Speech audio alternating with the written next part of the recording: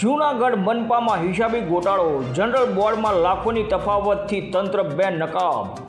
જૂનાગઢ મહાનગરપાલિકામાં હિસાબી ગેરરીતિઓનો મોટો ગોટાળો હવે ખુલ્લો પડી ગયો। આજ રોજ યોજાયેલી જનરલ બોર્ડ મિટિંગમાં હિસાબી શાખાઓમાં થયેલા ગંભીર આર્થિક બેદરકારી મુદ્દે ભારે બખેડો જોવા મળ્યો હતો। તંત્ર સંપૂર્ણપણે ઘેરાઈ ગયું હતું।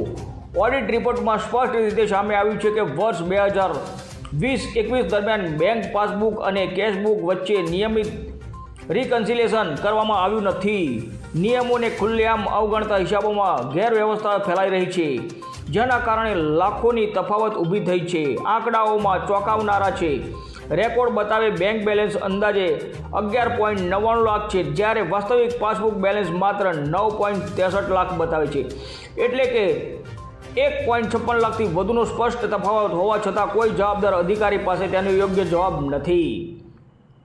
જનરલ બોર્ડમાં સભ્યો દ્વારા આ મુદ્દે તંત્ર પર તીખા પ્રહાર કરતા હતા। નિયમોનું પાલન ન થાય તો જાહેર નાણાં સુરક્ષિત રીતે કેવી રીતે રહેશે જેવા અનેક સવાલો ઉઠતા તંત્ર નિર્ભર જવાબ આપી શક્યું નહોતું। માત્ર એટલું જ નહીં, 2021-22 અને 2022-23ના ઓડિટ રિપોર્ટ હજુ સુધી પણ પૂર્ણ થયા નથી। અગાઉ પૂછાયેલા ઓડિટ પ્રશ્નોના જવાબમાં પણ આપવામાં આવ્યા નથી। આ સમગ્ર મામલે મનપાની કાર્ય પદ્ધતિ પર ગંભીર શંકા ઊભી થઈ રહી છે।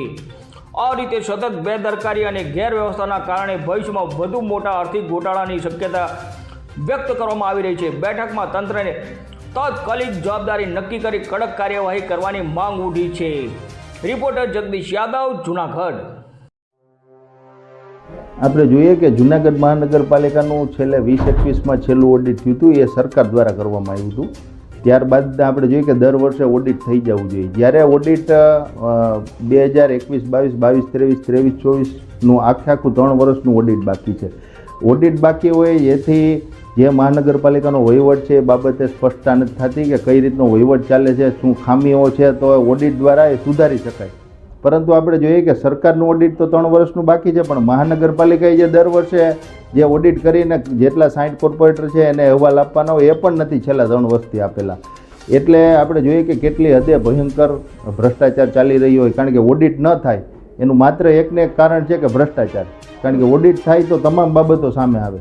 જી, એમાં પણ ક્યાંક ને ક્યાંક અમુક રકમની ક્ષતિ નજર ઉપર આવી હતી, એ કેટલી હતી? ડિફરન્સ જે બતાવેલો હતો ઓડિટમાં આપણે જોઈએ કે મહાનગરપાલિકાના આપણે જોઈએ તો 900 ઉપરના પારાઓ છે જે ઓડિટે કાઢેલા છે, સરકારી ઓડિટે। આ જે 900 પારાઓ છે એ ઓડિટ વાંધાઓ છે અને એમાં ભયંકર બેદરકારીઓ છે, જેમાં ટેક્સ સમયસર ઉઘરાવો નહીં, બેદરકારી રાખવી, અને જે વહીવટી આખી જે પ્રક્રિયા છે એ નિયમિતપણે યોગ્ય ઢંગે થાય નહીં। જે ખાતાઓ ખોલવાના હોય છે, એકાઉન્ટન્ટ આખી સિસ્ટમ હોય છે, ઓડિટની જે સિસ્ટમ હોય છે, આખી મહાનગરપાલિકાની કામ કરવાની પદ્ધતિ હોય છે, એ બાબતે જે વોટર શાખા હોય, બાંધકામ શાખા હોય, જે ટેન્ડરોમાં ખોટું થયું હોય, એ તમામ બાબતે ઓડિટે વાંધા રજૂઆત કર્યા, પણ એના પણ હજી સુધી જવાબ નથી આપ્યો। 1963થી આપણે જોઈએ કે ત્યારથી અત્યાર સુધીના તમામ વાંધાઓ ચાલે, તો સરકાર શું કરે છે? પાસબુકમાં અને એમાં પણ જે ડિફરન્સ આવેલો છે રોકડ રકમનો, એ કેટલો? આપણે જોઈએ કે હાઉસ ટેક્સ જે શાખા છે એની જે હાઉસ ટેક્સની જે વસૂલાત છે અને એકાઉન્ટમાં જે પૈસા જમા થાય છે એમાં આપણે જોઈએ કે એક કરોડથી માંડીને 20-20 લાખ સુધીના ડિફરન્સ આવ્યા છે। આવી રીતના ક્યારેય ના હોય। ખરેખર બધાય તાલમેલ, જો એક બાજુ ડિજિટલ ઇન્ડિયાની વાતો થાય છે ત્યારે આપણે જોઈએ કે ડિજિટલ ઇન્ડિયા વચ્ચે અત્યારે મહાનગરપાલિકા જૂનાગઢ ડિજિટલ નથી, કારણ કે આટલા બધા હિસાબમાં ગપલા હોય। એક શાખા જે પૈસા ઉઘરાવે એ એકાઉન્ટ શાખામાં પાછા જો જમા ના વ્યવસ્થિત ન બતાવે તો કેટલી આપણે જોઈએ કે બેદરકારીઓ છે। આમાં ઉચાપતનો મોટો પ્રશ્ન રહ્યો અને ભ્રષ્ટાચારનો પ્રશ્ન રહ્યો।